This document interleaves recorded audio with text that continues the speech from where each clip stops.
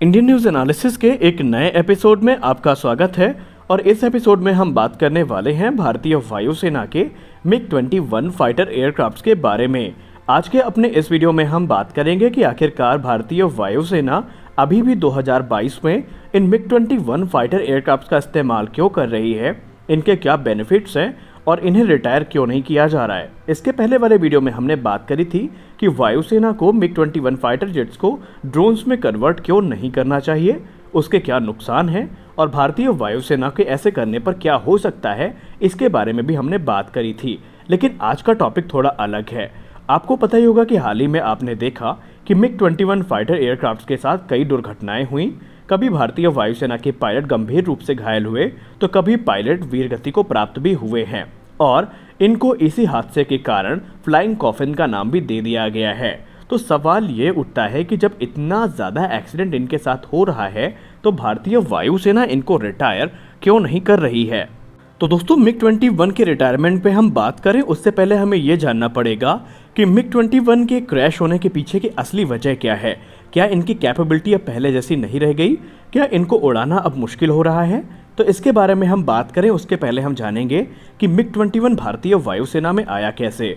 दोस्तों, भारतीय वायुसेना ने MiG-21 को 1960 के दशक में खरीदा था और उस समय अपने समय के हिसाब से ये एयरक्राफ्ट काफ़ी ज़्यादा एडवांस थे। इनफैक्ट कुछ आर्टिकल्स तो ये दावा करते हैं कि जिस समय MiG-21 अपने समय में बनाया गया था, कोई भी एयरक्राफ्ट इसकी टक्कर नहीं ले सकता था और भारत ने भी इसको तकरीबन 1200 की संख्या में खरीदा था, क्योंकि भारत के लिए उस समय ये काफ़ी किफ़ायती दामों में ऑफर भी किए गए थे। और आज तकरीबन 50 वर्ष से ज़्यादा की सर्विस MiG-21 ने भारतीय वायुसेना में पूरी कर ली है और आज भी MiG-21 की जो कैपेबिलिटी है वो काफ़ी अच्छी है। इवन इसे भारतीय वायुसेना का एक अहम अंग भी माना जाता है। इसने अलग अलग युद्धों में भारतीय वायुसेना की काफ़ी मदद करी है, जैसे कि 1971 का बांग्लादेश लिबरेशन वॉर हो गया या फिर 1999 का कारगिल युद्ध हो गया। उनमें भी भारतीय वायुसेना के इन फाइटर एयरक्राफ्ट्स ने एक अहम भूमिका निभाई है। और आपको तो याद ही होगा वर्ष 2019 में बालाकोट एयर स्ट्राइक के बाद कैसे विंग कमांडर अभिनंदन सर ने अपने MiG-21 फाइटर एयरक्राफ्ट से पाकिस्तान के सबसे एडवांस कहे जाने वाले F-16 फाल्कन को भी मार गिराया था। यानी कि अपनी पूरी सर्विस लाइफ में MiG-21 के नाम पर बहुत सारे कीर्तिमान स्थापित है। ऐसा नहीं है कि जब भारतीय वायुसेना ने खरीदा था तो उसके बाद से लेकर के आज तक हम सेम वेरिएंट का इस्तेमाल कर रहे हैं। MiG-21 को समय समय पर अलग अलग अपग्रेड्स भी दिए गए। सबसे पहले इनको अपग्रेड दिया गया MiG-21M, फिर FL और बाद में इनको जो अपग्रेड मिला, इस समय करंट अपडेट जो चल रहा है वो है MiG-21 बाइसन्स। और एक रिपोर्ट के हिसाब से तकरीबन अभी 100 की संख्या में ये जो एयरक्राफ्ट हैं ये भारतीय वायुसेना के द्वारा ऑपरेट किए जाते हैं। और बताया ये भी जाता है कि बाइसन अपग्रेड मिलने के बाद ये तकरीबन नियर अबाउट इनकी जो कैपेबिलिटी है वो 4th जनरेशन फाइटर एयरक्राफ्ट के समकक्ष पहुंच चुकी है। लेकिन इसके बावजूद भी ये जो एयरक्राफ्ट है ये एक नियमित अंतराल में क्रैश हो रहे हैं, जिनमें कभी भारतीय वायुसेना के पायलट घायल होते हैं तो कभी उनको मृत्यु प्राप्त होती है। इसके पीछे का कारण क्या है? इसके पीछे का सबसे बड़ा कारण ये है कि ये भारतीय वायुसेना के सबसे पुराने फाइटर एयरक्राफ्ट हैं और इनके जो एयरफ्रेम है वो ऑलरेडी अपनी सर्विस लाइफ को एक्सटेंड कर चुके हैं। यानी इनके जो एयरफ्रेम है उनकी जो एक सर्विस लाइफ होती है वो उसको ऑलरेडी पूरा कर चुके हैं और स्पेयर पार्ट्स की भी जो सप्लाई है वो अब उस हिसाब से नहीं मिल पा रही है भारतीय वायुसेना को, ताकि भारतीय वायुसेना इनको अच्छे से मेंटेन कर सके। इनफैक्ट रशिया ने तो स्पेयर पार्ट्स को बनाना भी बंद कर दिया है, इसलिए भारत के लिए काफ़ी ज़्यादा मुश्किल हो रहा है इनके स्पेयर पार्ट्स को मैनेज करना और उनको दोबारा इस्तेमाल करना। और यही कारण है कि आमतौर पर इनके जो सिस्टम्स हैं वो फेल हो जाते हैं, जिसकी वजह से MiG-21 क्रैश हो जाता है। सबसे बड़ा यहाँ पे अगर हम एयरफोर्स की बात करें तो एयरफोर्स के पूर्व अधिकारियों की बात माने तो उन्होंने ये कहा कि मैकेनिकल फेलर सबसे बड़ा कारण है इनके क्रैशेस का, क्योंकि MiG-21 जिस समय बनाए गए थे उस समय digital fly by wire control system नहीं था। यानी fly by wire flight control system इनमें नहीं है, इनमें हर चीज़ों को मैनुअली कंट्रोल करना पड़ता है। और आपको पता होना चाहिए कि इनकी लैंडिंग स्पीड भी सबसे ज़्यादा है। जी हाँ, ये भारतीय वायुसेना के ऐसे एयरक्राफ्ट हैं जिनको लैंड होने के लिए और टेक ऑफ होने के लिए बहुत ज़्यादा स्पीड की ज़रूरत है, क्योंकि इनकी जो स्टॉल स्पीड है वो भी दूसरे एयरक्राफ्ट की तुलना में काफ़ी ज़्यादा है। तो यहाँ पर बताया ये भी जाता है कि कुछ बड़े फैक्टर्स हैं जो कि एक अहम भूमिका निभाते हैं इनके क्रैश होने पर।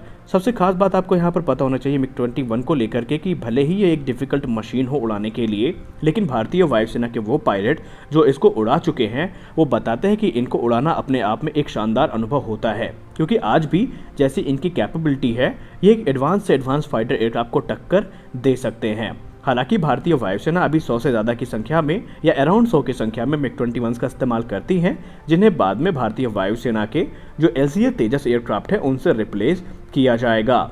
अब सवाल ये उठता है कि भारतीय वायुसेना को तो LCA तेजस मिलने शुरू हो गए, तो भारतीय वायुसेना इनको रिटायर क्यों नहीं कर रही है?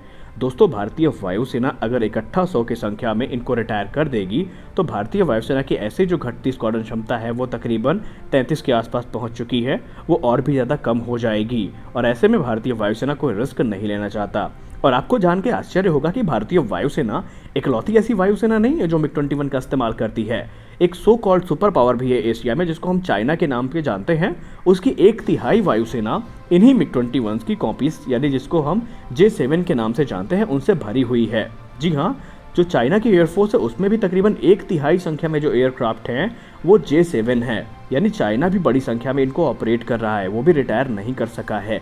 और हमारा जो पड़ोसी है जिसके पास तेंजन तैयारा पहले से मौजूद है वो भी उन्हीं J7 का इस्तेमाल करता है। हालांकि भारतीय वायुसेना प्रमुख ने कहा है कि हम चरणबद्ध तरीके से अब इनको रिटायर करना शुरू कर देंगे और संभावित है कि वर्ष 2024 से जब तेजस मार्क 1A की डिलीवरी शुरू हो जाएगी तो एक चरणबद्ध तरीके से इन एयरक्राफ्ट को रिटायर किया जाना शुरू कर दिया जाएगा। और आपको तो पता ही है कि मिग 21 के नाम पर कौन कौन से यहाँ पर इस समय रिकॉर्ड दर्ज हुए हैं, और वो बताने की ज़रूरत भी नहीं है क्योंकि आपने वर्ष 2019 में देखा था बालाकोट स्ट्राइक के बाद से कैसे विंग कमांडर अभिनंदन सर ने अपने मिग 21 से पाकिस्तान के F-16 को मार गिराया था, जिसके बाद मिग 21 को फाल्कन स्लेयर का नाम भी मिला था। तो यहाँ पर आपको जान के ताज्जुब भी होगा कि भले ही भारतीय वायुसेना के ये एयरक्राफ्ट इस समय क्रैश हो रहे हों, लेकिन आज भी ये कॉम्बैट कैपेबिलिटी में किसी से कम नहीं है। और इनका जो रेडार क्रॉस सेक्शन है वो भी भले पुराना एयरफ्रेम है, दूसरे एयरक्राफ्ट की तुलना में काफ़ी कम है और ये काफ़ी फास्ट जेट हैं अपने समय के हिसाब से। तो भारतीय वायुसेना अब चरणबद्ध तरीके से इनको अपनी सर्विस से रिटायर करेगी और वो तभी पॉसिबल हो सकता है जब बड़ी संख्या में भारतीय वायुसेना को तेजस मार्क 1A मिलने शुरू हो जाएं। तो आई होप आज का वीडियो आपको अच्छा लगा होगा। और मिग 21 को लेकर के आपको पहले भी हमने वीडियोस में बताया है कि ये भारतीय वायुसेना के लिए कितने ज़्यादा महत्वपूर्ण हैं। हालांकि कुछ रिपोर्ट्स ये दावा करती हैं कि भारतीय वायुसेना इनको ड्रोन्स में कन्वर्ट कर सकती है, लेकिन इसकी कोई आधिकारिक पुष्टि न होने के कारण अभी हम इस बारे में बात नहीं कर सकते। हालांकि कैट्स ऑम का प्रोग्राम में मिग 27 की बात करी गई है और इसके अलावा बात करें भारतीय वायुसेना के तेजस की बात करी गई है, लेकिन कुछ सोर्सेज ये मानते हैं कि शायद उसी कैट्स ऑम का प्रोग्राम के अंतर्गत मिग 21 को भी एक ऑप्शनली मैन फाइटर एयरक्राफ्ट में कन्वर्ट किया जाए, लेकिन इसके लिए अभी हिंदुस्तान एरोनॉटिक्स लिमिटेड के ऑफिशियल कंफर्मेशन का हमें इंतजार है, क्योंकि उसी कंफर्मेशन के बाद हम ये कह सकेंगे कि आने वाले भविष्य में रिटायर होने के बाद भी ये सर्विस में रहेंगे या नहीं। तो फिलहाल की वीडियो में बस इतना ही, मिलते हैं अपने अगले वीडियो में, तब तक के लिए जय हिंद।